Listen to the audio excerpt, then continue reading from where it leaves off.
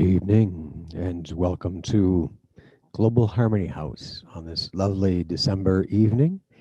It is the 10th of December and we have a lovely warm breeze blowing in tonight. And so who that has brought, I will let our MC Louise, Sister Louise, are you there? You need to unmute if we're going to hear you. I saw mouth moving, so hello, hello. Okay. Hello. Very good. Shanti, Welcome. Brother Eric. Thank you. And welcome to all our guests this evening. And I just want to welcome anyone who is new to us this evening. If you would like to join our email list, you're welcome to call Harmony House and join. And we are very happy to welcome everyone on Thursday evenings, everyone who is looking for some peace in the middle of their normal life, whatever normal means these days. And we have a very, very interesting speaker this evening, whom I will introduce in just a moment. And first, I want to tell you that the theme for the entire month of December is being in the moment. And I'm wondering, as we sit here this evening, if everyone in the audience just close your eyes for a moment and imagine where your mind is right now.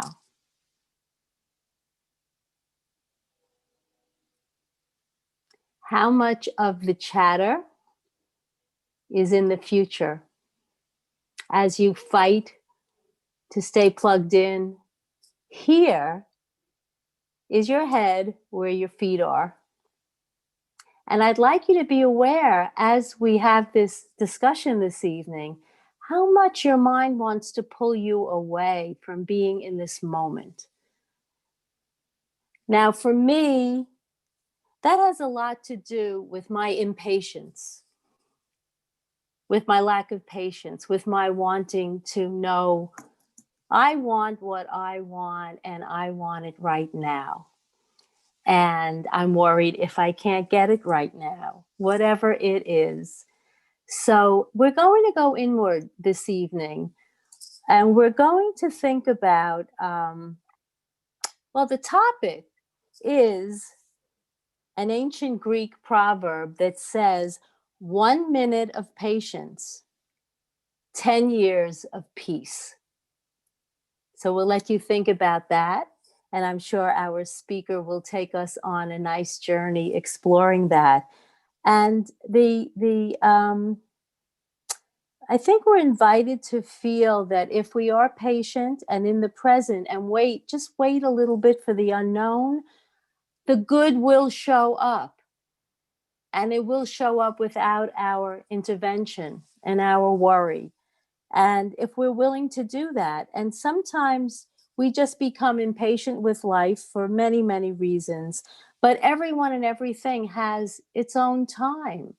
And even patience itself has its own speed. So we need to have patience on many levels.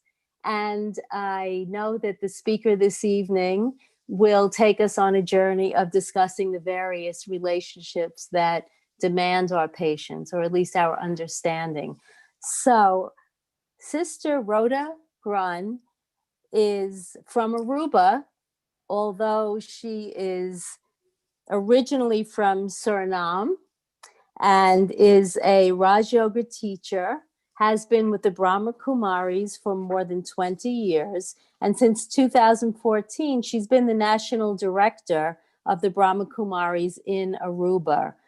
Her main aim in service is to share spiritual knowledge as taught by the Brahmins in such a way that souls, that would be us, can experience their highest level of self-respect and forge a relationship, of course, with the Supreme Parent. She also loves nature, loves serving nature, which not everyone in the world is doing these days. And in her professional work, she's worked as a nurse, a diabetes and nurse educator. And she's also the mother of 2 and a grandmother of 6 children. I actually have you beat by 1 child, Sister Rota. So without further ado, I would like to introduce Sister Rota to you. And I would like very much to invite you, Sister Rota, to tell us something about your vision when we say that the topic is patience. What does patience mean to you?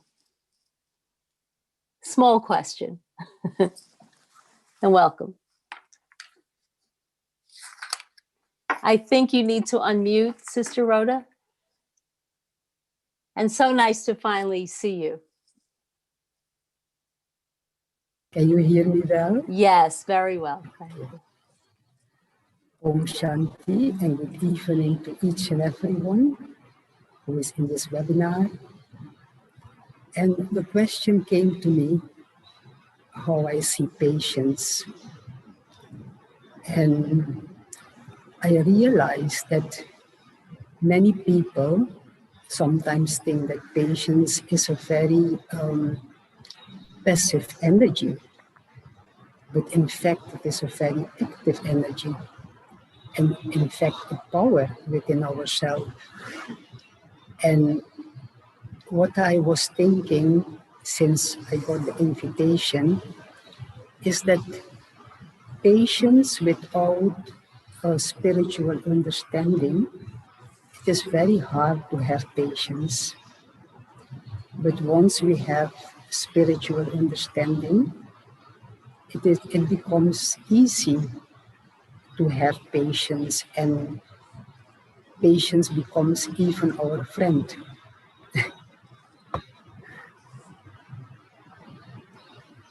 So that is a little bit in short the thoughts that I had about patience, because I myself, I had to learn a lot of lessons with this quality, but we will talk about that later. Yes. So life, it's interesting that you put the spiritual perspective on it. Could you speak a little further on that? How is it that it demands spiritual understanding, as you said, to have patience? Yes. All the aspects that we will highlight this evening, the self, others, time, and even God, if there is no spiritual understanding, then it becomes really difficult to have patience, because everything has its own time and we need steps to go to life. If, for instance, I'm walking on a stair and I'm missing a few steps on that stair, I will fall. That is definite. Yes. The same in life. We need to go through different steps to come to know what life really is. And that is what patience gives us. That life gives us like a time to see things from different angles and accordingly act then in that way. Mm-hmm. So if we start with patience for the self, how will my spirituality, will my connecting with that higher part of myself give me increased patience? Or maybe we should start with, why am I impatient as a human being? Why do I need help? You know? Yes, we need help because we don't know. That is why we seek for help. And when we know that originally all of us are peaceful, pure, loveful, but we look at ourselves at this moment in time and we see the opposite. That is not a nice observation. But when we know that the reality is that we are peaceful, we are lawful, we are pure, and that we will always be, and it is just a matter of going back to that essence, then I will have patience to reach that point in my own self-transformation. So I'm going through life, and I am the kind of person who is constantly running and racing and worried. And you're telling me that my original state is one of peace. Why should I believe you? It's a beautiful question. It is even not a matter of believing. Truth about the self is truth. That cannot change.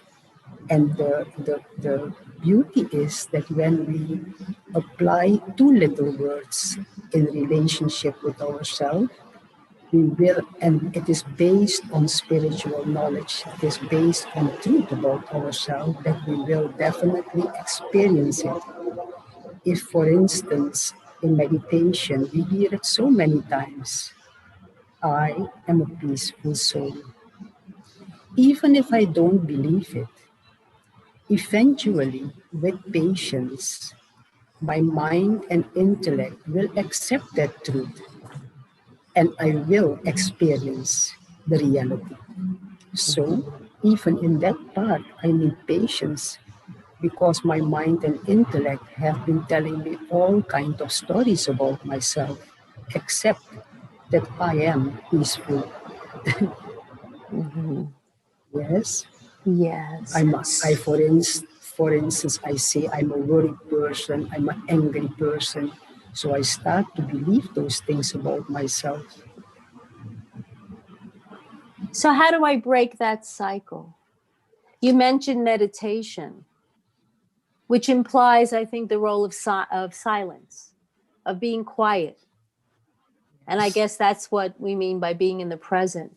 So, how can one start with a foundation within oneself before they can express patience with other people? So, I think little steps every time to ask yourself the question, who am I really? And once we have that spiritual knowledge, once you know that I am a peaceful soul, and I start to make the little steps, eventually, with patience, a moment will be there that we will experience it. And then that becomes a foundation in our life. right. So that demands that I trust that that is my natural state. And that if I'm quiet and in the moment and do nothing, something good will happen. Can you think of a time that you first had that realization for yourself? Young, not young, Brahmin, not Brahmin. Is there a moment that you recall that kind of surety? You knew who you were? When I came into this note, there is a question in the chat that there is a lot of noise in the background. Yes, there is. But is it a constant thing, or is it like music? It's constant. And it's not music, it's almost like voices talking. Okay, then can you give me 1 second then Sure. to put out the event later? 1 second.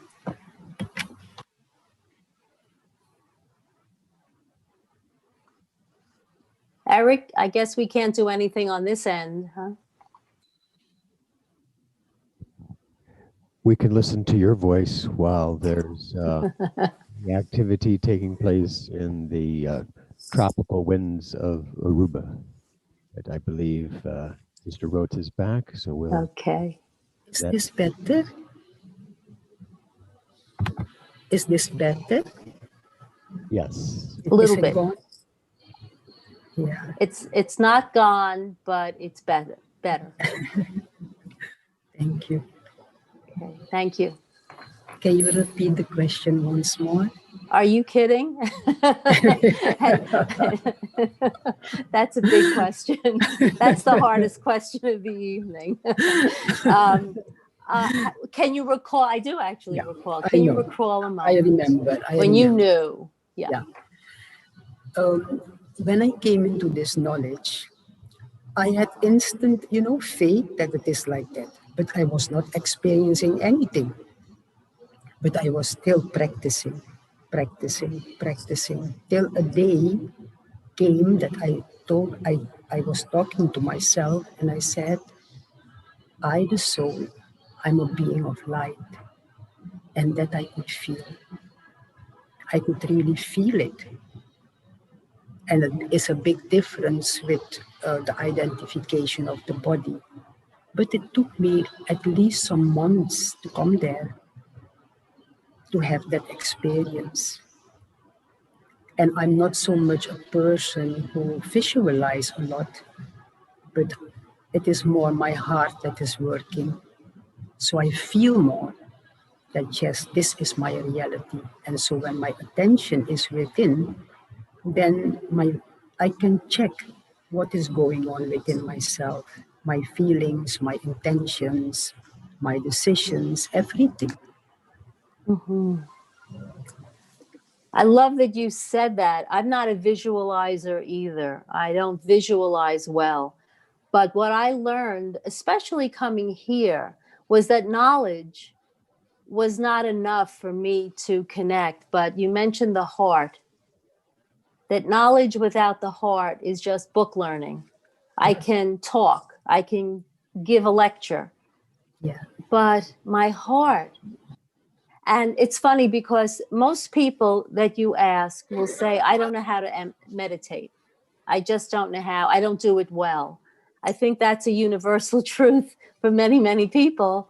And what I learned when I came here was that it's a very personal relationship between me and my God, higher power, whatever you believe. It's something grander than, as you said, the body or the ego.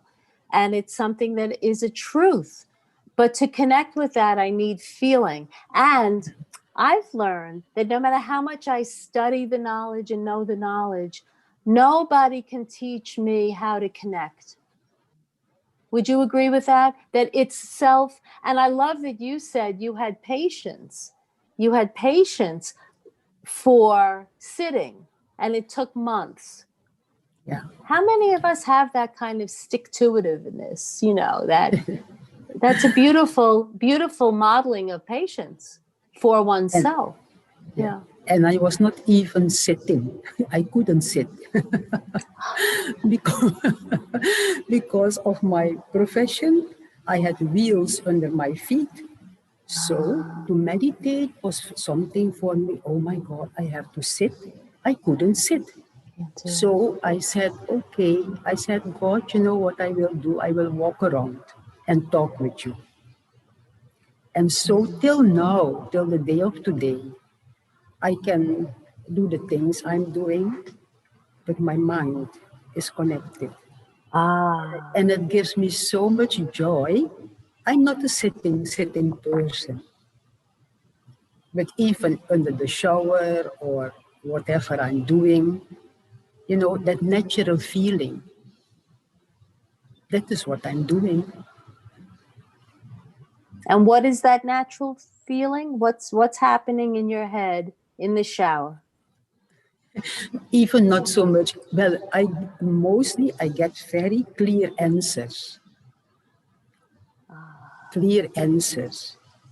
And really, I understand knowledge, not only with my head, but also with my heart. Because the heart is connected intuitively with truth within the self. So you cannot miss it. But because we don't listen to our heart, everything has to be analyzed, and we have to know in advance. And in spirituality, it is the practice that will give you the proof that it is the truth, it is the reality. No one can prove it to you. You yourself has to put it into practice with that faith within that, yes, because it touched the heart, right? When you hear that you are a peaceful soul, it touched the heart. But even if you can't experience it yet, but because you have faith in that truth about yourself, you will continue without becoming impatient. Yeah. And the word that's in my mind as you're speaking is self-respect.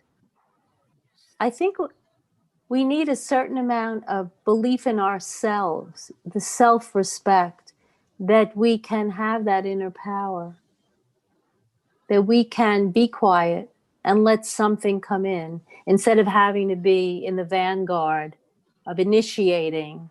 And we learn and we do and we do and we do. So it's really, patience is very quiet, isn't it? Very. It is quiet, and at the same moment, at the same time, it brings you, let us say you have something in the middle, right? And patience takes you around so that you can see everything from a different angle till it is clear for you. So that is why it takes time. It's not a one-day thing, especially when you have to take decisions. Patience will hold your hand and you will walk around and see different things till you can say, yes, I'm doing it, or I don't do it. So now you're talking about taking in instead of putting out with people, or you're talking, if I'm hearing you right, you're talking about being open, not just Yeah. the heart, the mind, being open to what I may discover, that kind of flexibility. Yes, but also in the relationship with yourself and also with others. Because to understand another person is not always that easy. And it really takes time again and patience, because sometimes we judge immediately. Immediately we have a thought. But when we take time, we take the patience and try to see it from their perspective. Then we can see a total different thing and start to understand one another in a much better way. Can you think of a time in your life where you were able to improve a situation because you had patience for someone else, or you were able to be more effective? More Effective, effective. more loving, more. Can you think of a specific time when you were grateful for the patience that you could bring to a situation? I think there were many times in my life. I cannot say a specific, but it is because I know I work very hard on this part. That with patience I can understand someone else and look at the way they look at things. So in general, I can say I am improving, because before I didn't have patience at all. Yeah. So we've Didn't moved have from patience. Yeah. So we moved from self-respect to respecting others as a key component also. Yeah, very important. I think especially when we're worried or we're in fear, we want to take control. We want a fast answer. So the drama of life, I think, doesn't invite patience, does it? So how do we create? We have to bring that patience. We have to bring that patience in the life drama, you know. But even life itself is full of patience. You know, even when we look at nature, I was thinking about it. I said, see, for instance, summer, let us say no winter, if someone loves the cold, right? They have to wait that summer can pass, autumn can pass before it becomes winter. So in each and every aspect in life, I think that we need a lot of patience so that every part of the puzzle can, can fit in to see the whole picture. Wow. That's a wonderful connection with nature, that it's forced patience. We have no choice. Yeah, we have no choice. And it teaches. Yeah. And at the same time, although there is no choice, because I was also thinking about that part, it seems as we don't have a choice. But if we can be in the moment and enjoy the lessons that we can learn, then when the puzzle is complete, we are so thankful for each and every moment that we have allowed ourselves to be in the moment, to see what was necessary at that moment in time. Because if we are impatient, we are with our thoughts miles away and we don't see what is in front of us. But if there is patience, then although it seems like we are forced to, we don't have a choice, but we have a choice to see the beauty of the moment. To stop with the babbling brook.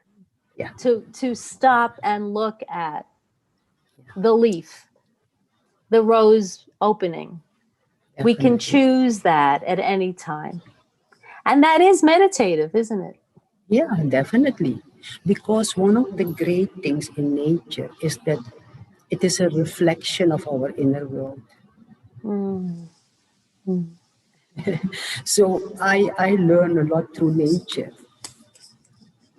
That is why I'm serving nature, because she gives me so much, I have to give a return. Mm.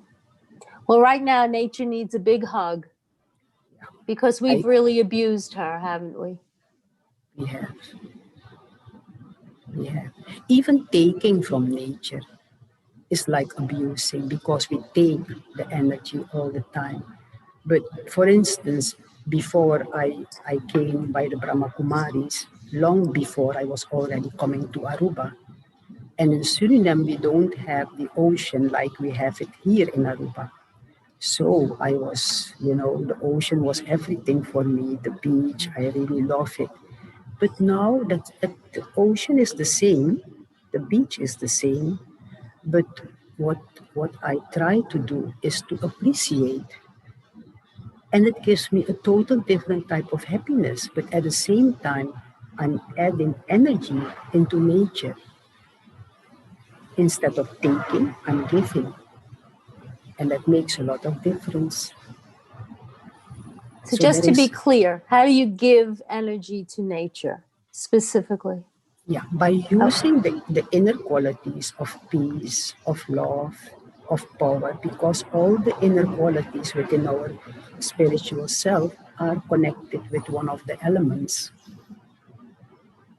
For instance, ether is connected with peace, air is connected with love, fire is connected with joy, water is connected with purity, and the earth is connected with the power. And that is the service I'm doing every day for nature. So it's subtle and it's quiet. Yes. We keep coming back to peace and quiet as a component of patience. That's amazing. Thank you. I wasn't sure what you meant by serving nature when I read it in the blurb, but I am very clear now. It's quite beautiful. And you're in a beautiful part of the world. Yes. Yeah, yeah. Here in New York, especially during the pandemic, my life is changing from warm to cold. from inside to even more inside. We're very careful. So you're implying that even during a pandemic, with whatever this new normal is, there's a space inside of us that can be patient? Oh, yes.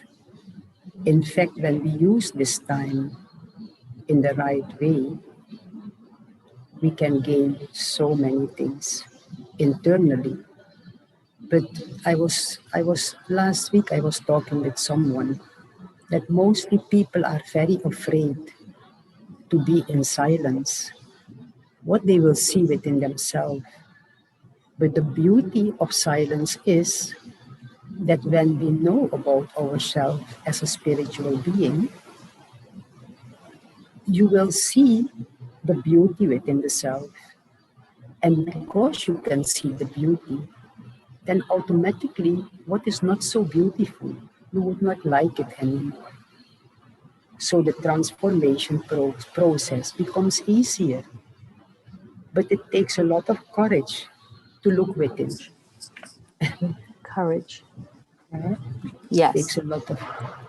Yes. So when fear is a predominant emotion and the world seems to be out of control outside our front door, and how do we find that courage to go inward, the way you just said? How do we quiet that? Do you have any tips for our audience who come here every Thursday night looking to come away with a little more peace than they came in with, I think? Yeah.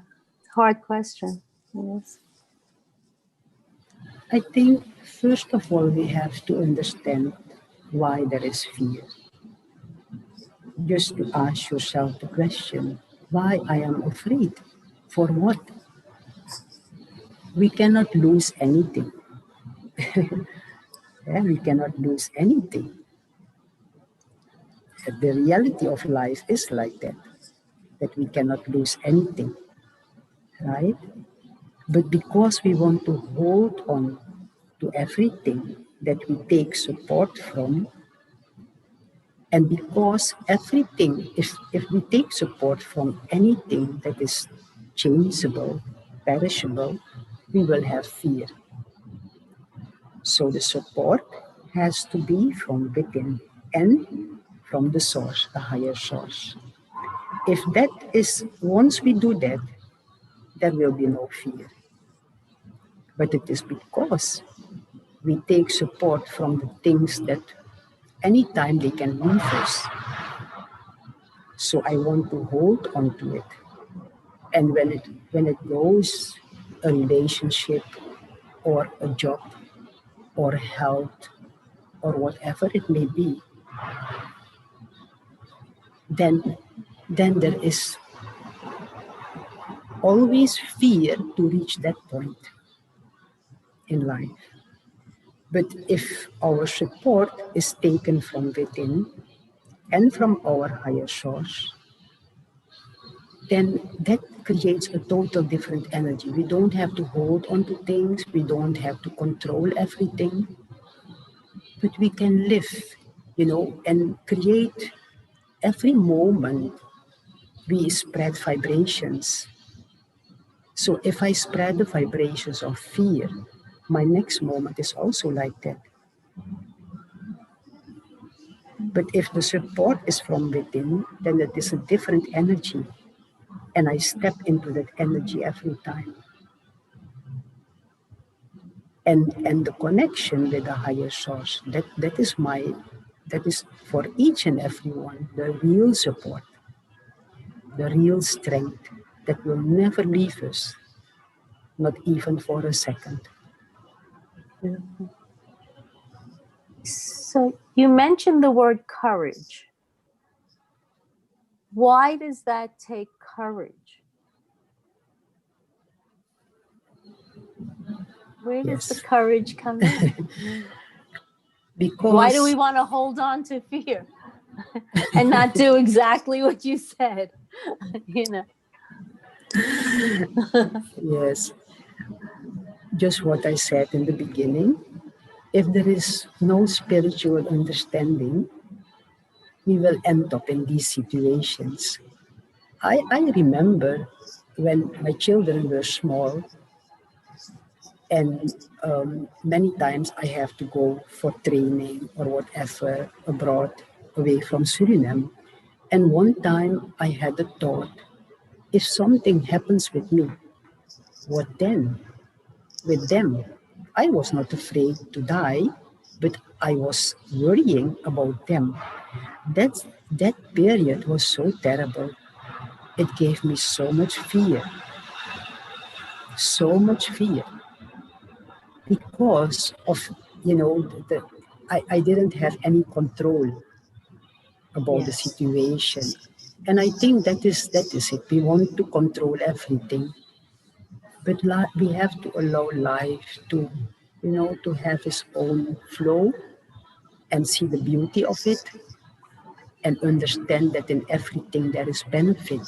It is accurate and benefit. That is one thing we are learning, and I hold on to it. And when I have the thought that everything what happens is accurate, this is the way it has to happen, but there is benefit in it, and I have patience, then after a while, I really see why it has happened. So that takes a firm faith that life is correct, Yeah. that the drama of life is correct. Definitely. So it's a shift from being the victim of, let's say, a pandemic, we're in it, to somehow changing that attitude. By taking responsibility. Could you talk a little more about that? Because what is happening now, we are all together responsible for this. It is a result of our actions.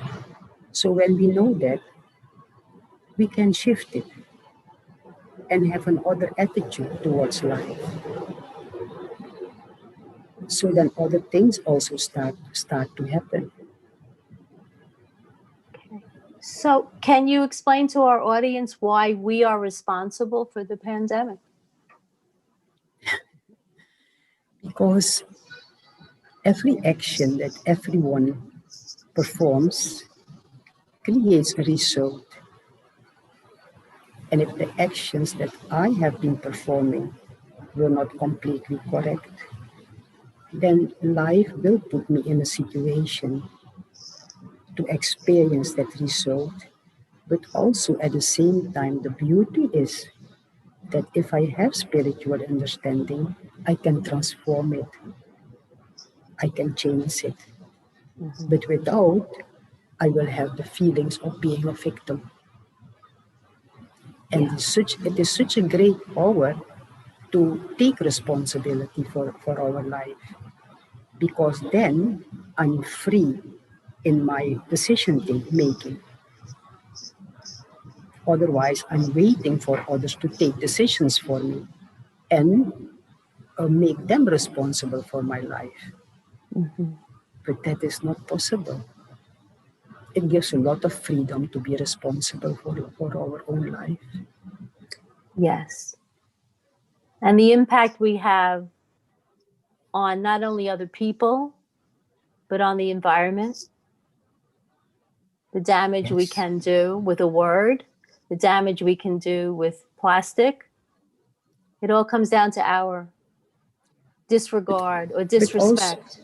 But also with our mind, how we think, that is the most powerful, and that spreads in the whole universe. Perhaps, okay, I throw a plastic bag in the ocean, and it will have a lot of effect on the fishes, on whatever it may be, but my thoughts will reach the whole universe.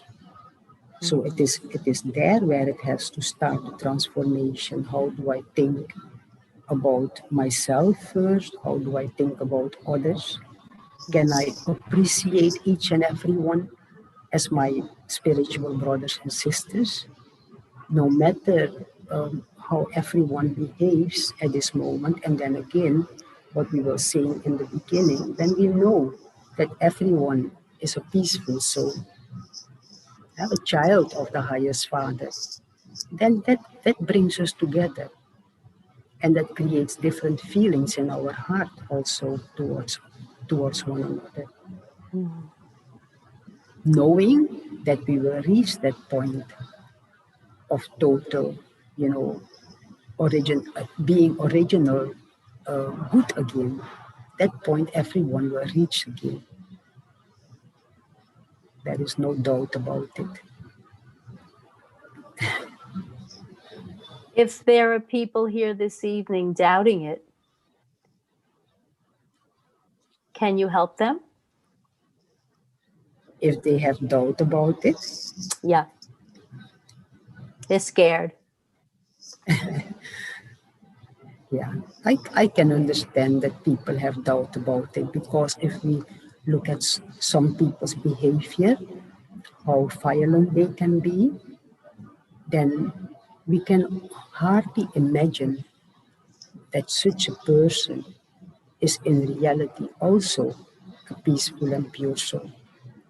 But if our highest Father has that vision for all of us, that this is what we are, Mm-hmm. although He knows about what is happening with us at the moment, yes, how we behave, and still He has that highest vision. When I have it for myself, I have it for others. Little by little, with the patience again, Mm-hmm. things start to change. So when you talk about people being violent, it's not necessarily with a gun or a knife. I can be violent with my mouth. I can be disrespectful. I can be shooting bullets at somebody with my tongue. But I had an interesting situation this week where someone kind of misbehaved. And I got a few phone calls by people who were upset for me because the person interrupted me or something. And because of my training, I was able to bring patience to the situation and just watch it play out. The first good thing that happened was that I had support, loving support. People were concerned that I was hurt, which was very sweet. And I'm not talking about the Brahmin community. I'm talking about, this is a Lokic kind of situation. And then the next great thing that happened was that they were amazed that I wasn't going to call the person and say, how dare you? I don't deserve to be interrupted. And then it became a higher. I was invited to not look at it through the eyes, but to put I call it my God lenses on and look at it from a more virtuous place. Do you know that it took maybe a few minutes to lose the initial resentment, which I will admit was my first knee-jerk reaction? And then there was this whole chain of events that brings us back to what you were talking about. I'm realizing I'm playing it in my head from what you said earlier about how if we do have that patience, good will happen. You can't fight anger with anger. It doesn't work. And the reward of staying in a higher place, it melted any negative reaction. And I really saw that soul as, and then sure enough, the next day I found out, he apologized to me on his own, not because I demanded it. So in there was a patience that I had to have in order to go inward and meditate on it and feel with my heart that he didn't mean that. He didn't. Wasn't his finest moment. I've had moments that are not so fine too. You know, so there's this patience is a wonderful tool for fighting a pandemic, fighting fear. I mean, you've really taught us quite a bit this evening, I think, and you model it so beautifully. I just want to stop now for a moment and invite anyone in the audience who has a question or a comment to put it in the Q&A or the chat box, and I would be most happy. Can you see the chat yourself, Rhoda? Sister Rhoda? Can you see comments? No, not yet. Okay. No, But I mean, do you have access to it? Yeah. Because I can read if there's anything. It is nice if you read it. Yeah, I don't see anyone in the audience who has a question or a comment for Sister Rhoda. I don't see anyone right now. But so while we're waiting, I see we wanted to talk about, and I think we've touched on all of them: patience for the self, patience for others, patience for time, and patience for God. Would you like to speak a little bit about having patience for God? A small question. I think it is the opposite. he has, I think he has the most patience with us. Like a mother, like a mother. Oh. A mother, she knows my child will make it. But, before it is the reality that the child will make it, a lot of things are happening. But still, she has a lot of patience to allow the process to go, is falling and getting up. And really, from my experience, I can really tell you God has the most patience with us. But it is also beautiful to have patience to know Him as He is. That is our part. We have to have patience to know, how God really is, and that takes time, definitely. Definitely, it is very subtle, but it is very beautiful to come to know God's real personality as it is. That He will never, never look down on us, but instead always, give us that high feeling of self-respect of who we really are, what we can do. That is what His input is in us. But we have to take it and accept it and work with it and become it. So we need to learn to take the image of ourselves, the true image of ourselves, from His image of us. Is that correct? And we have to believe that. Because once we put it into practice, it becomes an experience. That is the power of spiritual knowledge. There is always experience with it. It's not worldly knowledge. If someone tells me that something is a chair, yes, it is a chair, but I don't have to experience it that it is a chair. Right. I just have to see it, I have to know it. But what is peace, what is purity, I have to experience it to know what it is. So the more we are connected with our highest parent, the more we take in his qualities, her qualities. So in order for us to patiently wait, we need to have that trust. Yes, but it is not a waiting.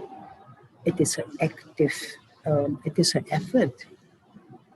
But in the effort, in the journey that we make, there must be patience, so that all the rough parts in us will go so that the diamond that we are will be visible again.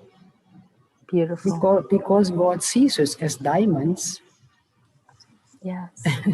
That's beautiful. Very beautiful. Yeah. So before we ask you, if you will, to lead us in a beautiful commentary to conclude our hour, is there anything else you would like to mention that we haven't touched on? Any concluding feelings or remarks? Words? You use the word trust, right? Excuse me? You were using the word trust. Yes. Yeah. There is also, we also spoke about faith. Yes.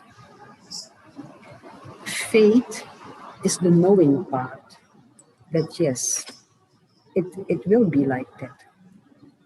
But trust is when we make it practical. And then how it works out, the trust. And we have to put that trust in it. If, for instance, we have to do something and we are not too sure about the outcome, but we know that we have done it with all our honesty, our pure intentions, then I have to put trust in it. And again, the patience to let it happen and reach the point of the result, but with that trust in my mind. Yes, it's a very, very subtle thing, and it makes your mind very calm. Once you put that trust in life, in yourself, in the highest parent, also in others, because if you are with others and you don't trust them, you cannot work together. Mm. You need trust in life. Even if something, happens, again with patience, give the other the chance so that they can prove that they too are very good. And then you can work together. Because we cannot be alone in life. It's not possible. Life is not made to be alone. But the most important message that I want to give is that the support, where we take support from, yes, if we can take support from the one who will never leave us without support, is the best we can do for ourselves. Because any other thing can change, can leave us, but the support of the highest parent will never leave us. That is so beautiful. And I think it's a perfect segue into, if you'd be so kind as to lead us. We typically end with that quiet, meditative, contemplative, maybe 4 or 5 minutes. If you could guide us in feeling with our hearts everything you've been talking about so beautifully this evening, we would really appreciate that. Okay. Beautiful.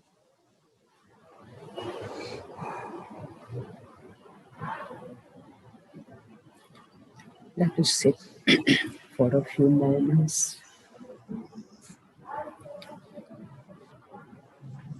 And whilst we are breathing,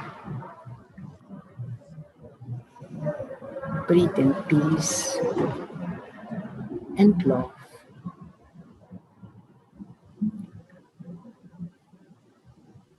And spread those vibrations into the cells of the body. because our body is our valuable instrument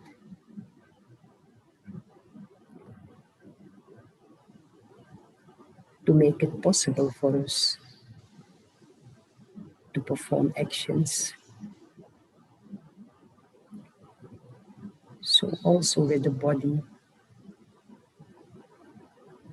we must have a lot of love and a lot of patience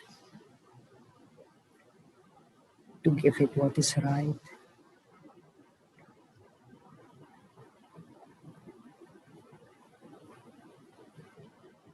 But for our inner self,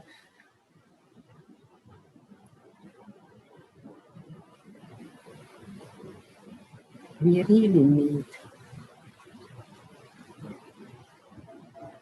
to be close to ourselves,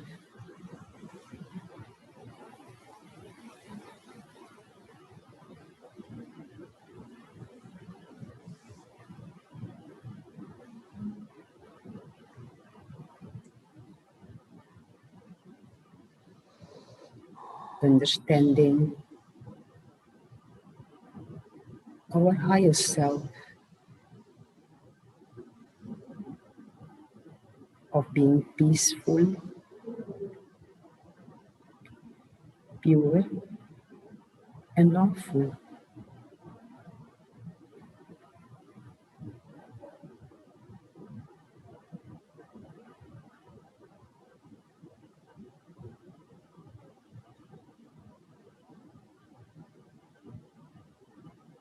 When we allow those thoughts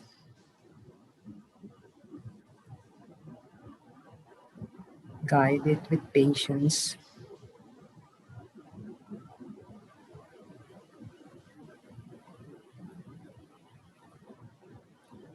and allowing our heart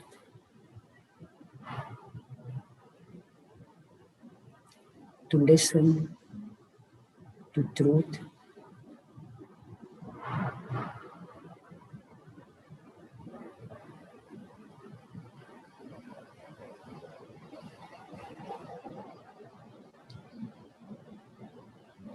so that the noise within can calm down,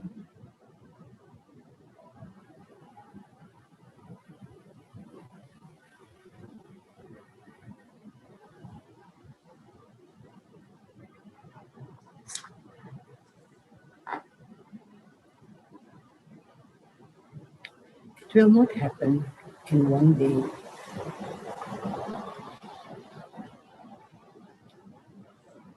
but always remember that you, the spiritual being, the soul, is the master. Your mind and intellect are your helpers.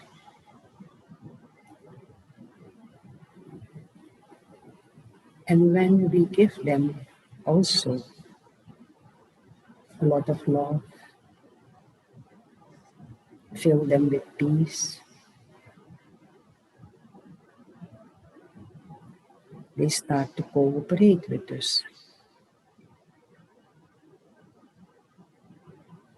And this is eventually how we can experience silence within. Because everything within ourselves has to be in harmony.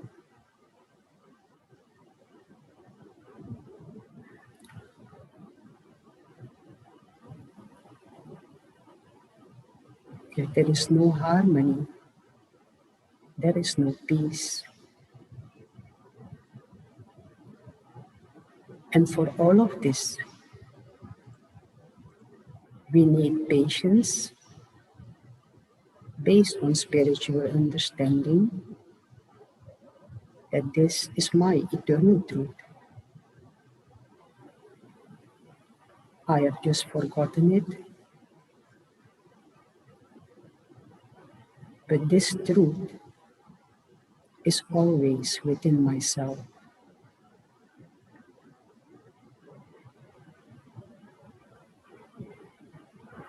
qualities that are not so nice, I can become free of them. But I, the soul, I can never become free from being peaceful, pure, and lawful, because that is my reality, my eternal truth.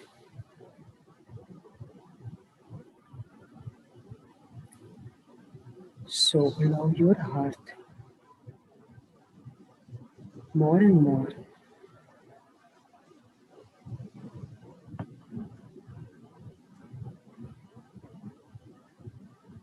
to experience this. Om Shanti.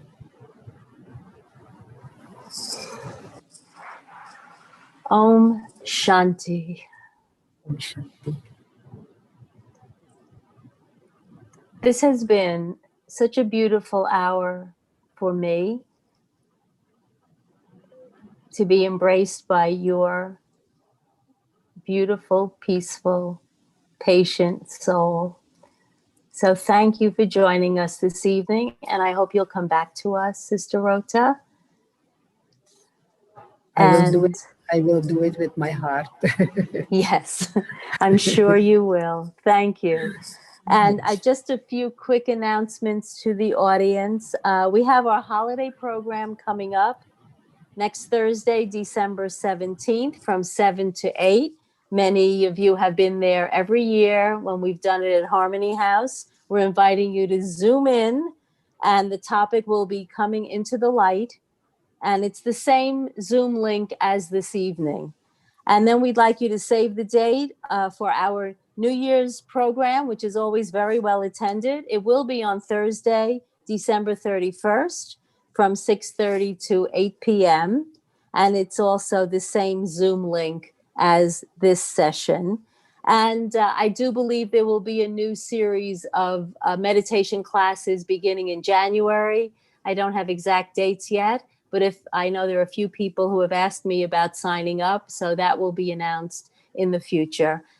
So Om Shanti, everyone. I hope you leave here richer than you came in, and may you be peaceful and patient all week long and beyond.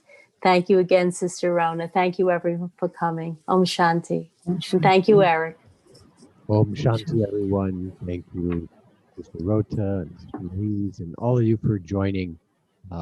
We heard a little bit of sound when you were speaking, Sister Rota, but it took me to Aruba, and I felt it was the sounds of the ocean and the waves and people. So, and the birds and the crickets. So thank you all. Yes, thank you. Thank you. Om Shanti. Om Shanti. Om Shanti. Om Shanti.